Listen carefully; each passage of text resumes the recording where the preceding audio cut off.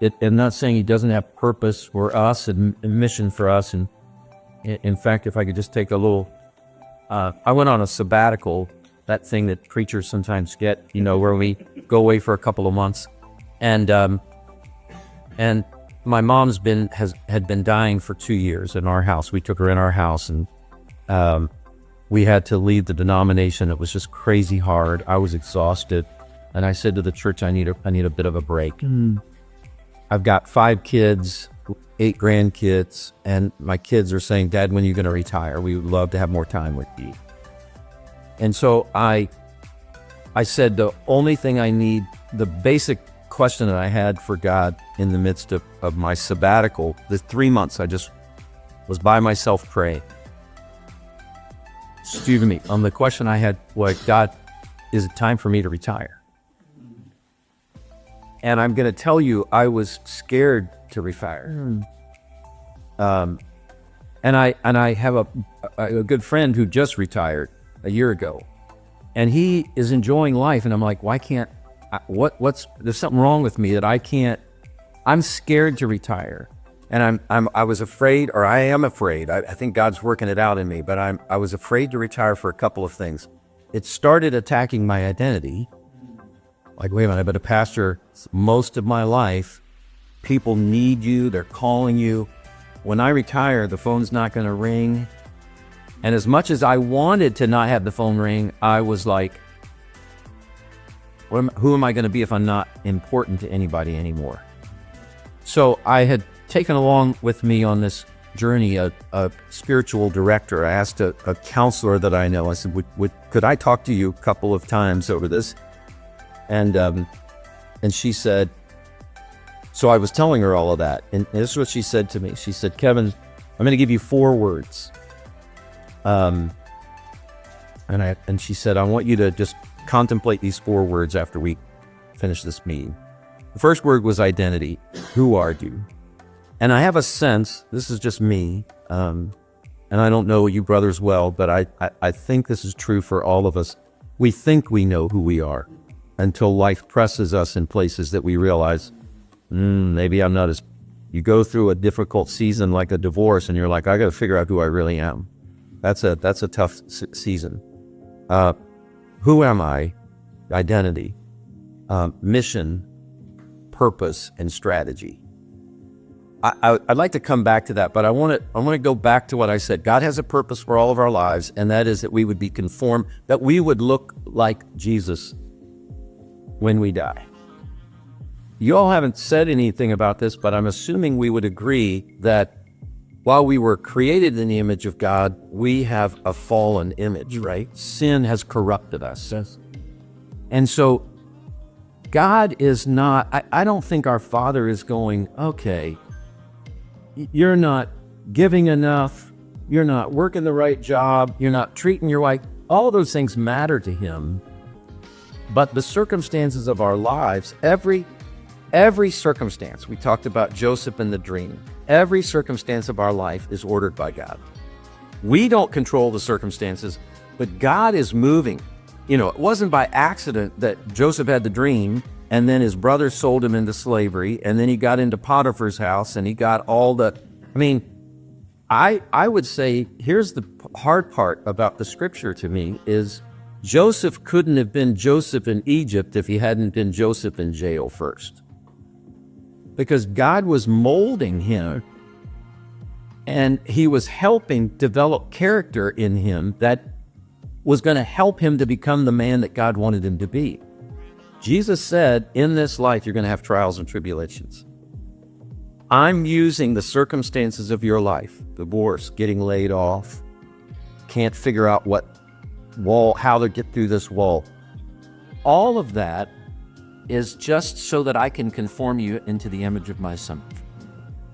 And along the way, I'm also going to accomplish great things through you that you won't even know that it wasn't because you're a great person or a smartest pastor or smartest IT person or AI expert or whatever. It's just that I can use broken sticks to do great things. And so when I think about all the trials that I'm 65 years old, so I think I'm older than everybody in the room. I win. 42 years, been married 42 years. To the same woman. Yeah. And there's so many seasons where it's like, God, I don't know what to do. I don't know what to do. Because my heart was like I had to accomplish something. And while I'm not saying that there's no truth in that, I've learned over the years to say, God, you're trying to accomplish something in me. And I have hurts. I got some stuff in me that, because I'm a fallen person, because my nature's been corrupted, because other people have sometimes traumatized me or hurt me, I got to overcome that. I don't like to forgive. I like to be mad. Feels better to be mad, to just stay angry. God says, if you want to be like my son, you've got to forgive. Okay, I don't know how to do that, God. You're going to have to help me do that. I can't. I don't have what it takes to forgive. You're going to have to come and create a new something in me that is a forgiving something, because in my flesh, I'm just angry.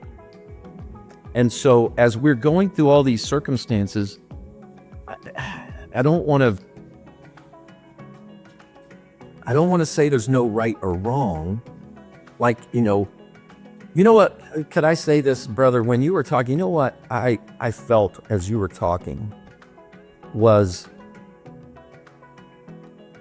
no desire to fix you or straighten you out, but to just come be with you in that wall. To just stand with you like your Father is doing, your Father in heaven, and just saying, man, you think Jesus didn't face some walls where he didn't know what to do? Where he wasn't sure, he was trying to figure it out, where he was, and that's the confusing thing. He was fully God and fully man, right? So your Father cares so much that you understand that when you don't know what to do, when you've made a mistake, when you are in the midst of sin, he is right there with you. You all have probably heard this before, you fall into a pit. And sympathy is somebody standing at the top of the pit going, man, I hate that you're down in there. I bet that sucks down in there. Up there. But empathy is when somebody gets down in there with you and says, I don't know how to get out. I don't know how to get you out of this. But I want you to know you're not alone in this. And one of the things that, we're sometimes struggle to do as men, because we're fixers, right? That's one of the things our wives hate about us. You don't fix me, just come and sit with me. Just feel my feelings with me. And we're like, I don't know how to feel those feelings with you. Tell me what to do. Tell me what to do. You want to fix it. Tell me how to make you happy so I don't have to listen to whatever I'm listening to. Wow. But what God's trying to help us, because... Make sure I edit that part. Yeah, please. So by nature, we like to fix things. It's true. It is true. Men, we're fixers. And the problem is, God didn't create a world for us to fix. That's how I feel significant. I feel good about myself if I can fix things. And God's saying, I created you as a man, so you've got a fixing nature in it, and it's a wonderful thing. But that fix-it nature is fallen, and I want to recreate it in the way that my son has that fix-it nature. And so I just got to keep surrendering. I'm at the wall. The other thing I can tell you about my life is I often wanted to go around the wall, dig underneath the wall, climb over the wall. But God, he Shadrach, Meshach, and Abednego. I don't want to go in the furnace, but he says, I'm going to go in with you. You're in a little bit of a furnace. It feels to me when I hear you talk about that, and I know we're not just focusing on you, but I know that I'm at a wall. I've been at a wall with my marriage. I've been at a wall in my ministry. I've been at a wall in my heart. I've been at a wall with my sin. Like, man, I can't seem to beat this. When I was young, I was a prodigal, spent probably 12 to 20 stoned every day, drinking regularly. I mean, I was I was a 70s, sex, drugs, rock and roll. This is what's going to make you happy. And I was pursuing it with all my gusto, except it wasn't making me happy. It was killing me. And I had some demons that I was medicating. That's what I was doing. I was medicating those demons with drugs, alcohol, and sex. And I you wouldn't have seen this in me, but I had my hand on a invisible doorknob. And I was so scared that the demons behind that door were going to come out. I wanted you all to like me. I didn't like myself. So I tried to pretend to be somebody that you all might love and respect and like. The problem is, the more I pretended, if you complimented me, here's what I would say in my heart: yeah, but you don't really know me. So I couldn't even receive a compliment because I was pretending all the time. I always had this false front out. And so no matter what, and I was like, God, would you take these demons away? Would you take, I don't know what I called them back then, would just take this stuff away. And I was close to 20 when I felt like God began to say, open the door. And I was like, are you crazy? I'm not opening that door. I'm going to die if I open the door. That's going to swallow me alive. And that was the only thing he kept saying is, open the door. And I'm like, God, I can't open the door. I am scared to death if I open that door. And I finally, out of desperation, I was not smart enough to do it, but out of desperation, I opened the door. 40-foot giants became 4-foot problems. And then God said, let's go in together. All of that to say, that's just a smidgen of my experience, is that God is forming you into his son, into the image of his son. And the places that he's forming in you right now, maybe he's going to form in me later. And some of my brokenness isn't the exact same as your brokenness, but brothers, we're all broken. We've all got some hurts. We've all got some pain. And the process of growing in Christ is letting God have our pain. And we can't do this without each other. You can't do this in isolation. I don't think it was ever intended. Could I be on a deserted island, and could the Spirit of God grow me into the image of Jesus? Maybe. But this is why we have the church. He gave us the church. Jesus didn't gather one guy and walk with him. He gathered 12 guys, and they didn't like each other, right? You had a zealot who wanted to overthrow Rome, and you had a tax collector. Tax collectors are in league with, the government, trying to steal from the Jewish people to get their own pockets lined. The zealot is like, let's overthrow this stuff, man. Let's put some bonds out. And so, but Jesus is like, no, you guys have to learn to love each other, because that's going to be the way that you're going to become more like me. So I guess as the grandpa in the group here, I just want to say, you're going to face challenges every day of your life. You get to my age, and all of a sudden, that great strong body ain't working the way it used to. And it's like, man, I don't know what to do now. I can tell you this. I can't get an 8 hours sleep at night now without waking up in the middle of the night. My back is killing me. I feel better upright than I do laying down. Just the way these things are temporary. These bodies are going to wear out. So whatever you're facing right now, there'll be another challenge. There'll be another thing. And the peace that's going to come is by saying, okay, Father, I'm not going to try and control my circumstances.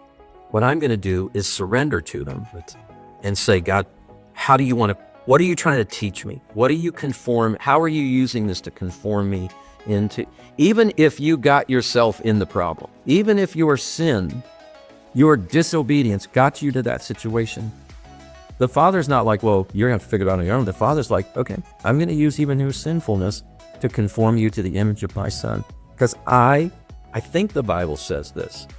Some of you AI guys can test me on me. That which I began in ye. Yeah. He's faithful enough to finish it. Yeah.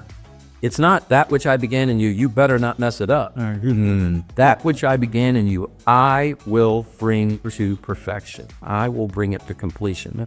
We just come back and surrender. So I'm overjoyed to hear, not your heartache, but I'm overjoyed to hear that you guys are sharing it. And the truth is, just know he's at work in you.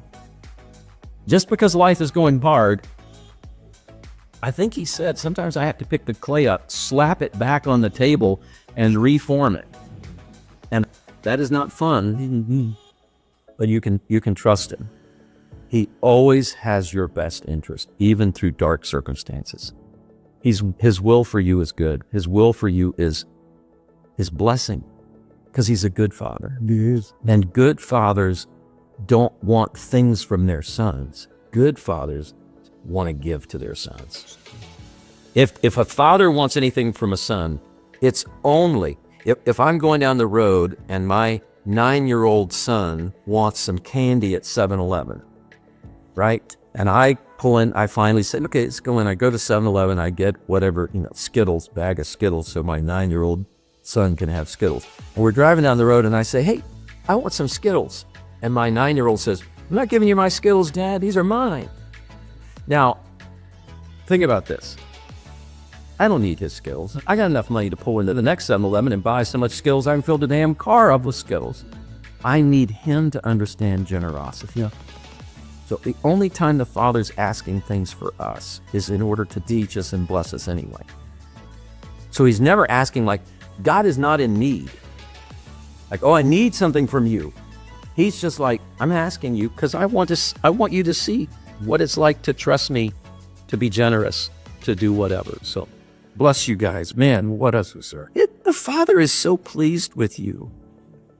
These are his sons right here.